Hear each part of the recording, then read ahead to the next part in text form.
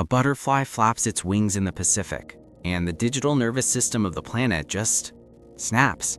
No sirens, no cinematic explosions, just the deafening silence of 8 billion people realizing that their entire lives were stored in a place that no longer exists. 40 years of human history, data, and wealth vanish into a black screen. Your bank account? A ghost. Your social status? Deleted. Your memories? Trapped in a hardware grave. We've spent decades building a world that doesn't actually exist in physical space. Now, we have to live in the one that does. In the next few minutes, we're going to see how society reboots when the delete button hits the entire internet. We'll see why your expensive phone is now just a fancy paperweight, why your grandmother is suddenly the smartest person in the room, and why losing the internet might be the only way we ever find our sanity again. Let's start with the thing that hits you at 3 in the morning, your photos. Think about it. When was the last time you actually held a photograph? Not a screen, but a piece of paper with ink on it. Around 2005, we made a silent pact with the devil. We traded permanence for convenience. We've taken more photos in the last decade than humanity took in the previous century. Your graduation, your first kid's steps, that sunset in Santorini, the face of a person you loved who isn't here anymore. All of it was in the cloud, and the cloud just evaporated. Suddenly, your grandmother, the one you teased for having a shoebox full of blurry, physical photos, is the only one with a history. She has 50 photos that survived 50 years. You have 50,000 photos that didn't survive a single second of a global blackout. We just became the invisible generation. We are the most documented humans to ever walk the earth, yet we just left behind a total blank space. If it's not on paper, it's a ghost. Your entire digital legacy has less structural integrity than a 1992 Polaroid. Now, let's talk about the boring stuff that will actually make you starve. Money. 90% of the world's currency doesn't exist. It's just bits and bytes shifting on servers in cold rooms. When those servers go dark, the money doesn't just devalue, it uninstalls itself. You aren't broke in the traditional sense, you're just disconnected from the concept of wealth. How do you buy bread tomorrow? The credit card reader is dead. The ATM is a brick. Within 48 hours, the just-in-time supply chain, the invisible ballet of ships and trucks, stops cold.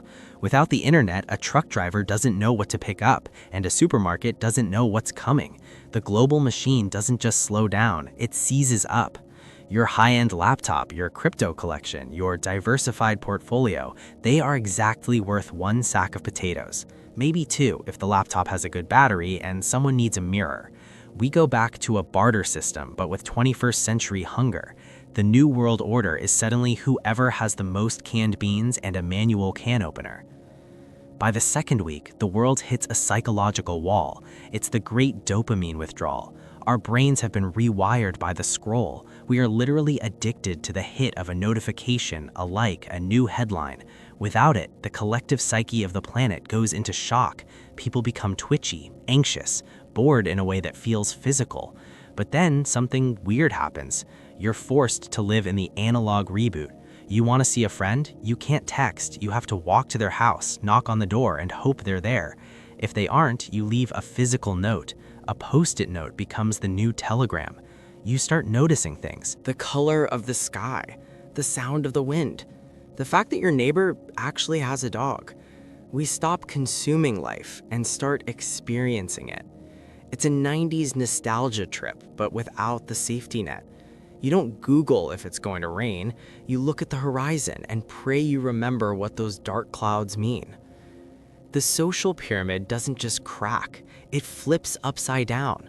The guy who knew how to get 1 million views on a prank video, he's now the most useless person in the village. The girl who was a digital content strategist, her skills are as valuable as a screen door on a submarine. The new elites are the physicals, the plumber, the electrician, the farmer, the librarian. Knowledge becomes physical again. You can't YouTube how to fix a burst pipe. You either know it or you find the person who does. Expertise isn't a link anymore, it's a human being. Libraries become the new cathedrals of power. An old set of encyclopedias is suddenly more valuable than a Tesla. Why? Because the encyclopedia doesn't need a firmware update to tell you how to treat an infection or how to plant corn. We move from the information age back to the wisdom age. If you can't do it with your hands, it's not done. Think about your social life. For the last 20 years, we've been living in a curated reality. We only show the best versions of ourselves.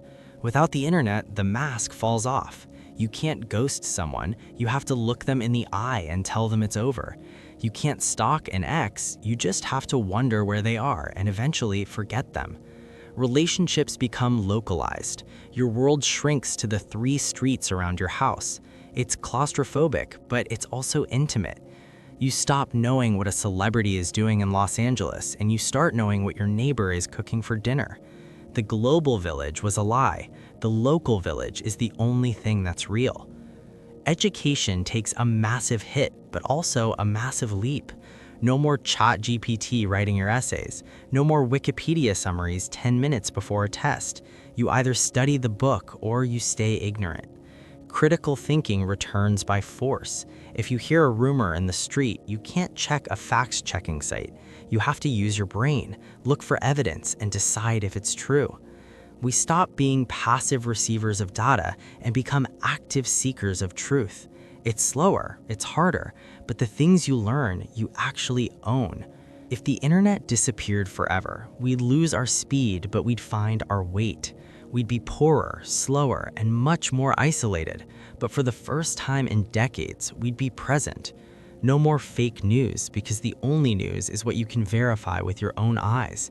No more fake friends, because the only friends are the ones you can actually shake.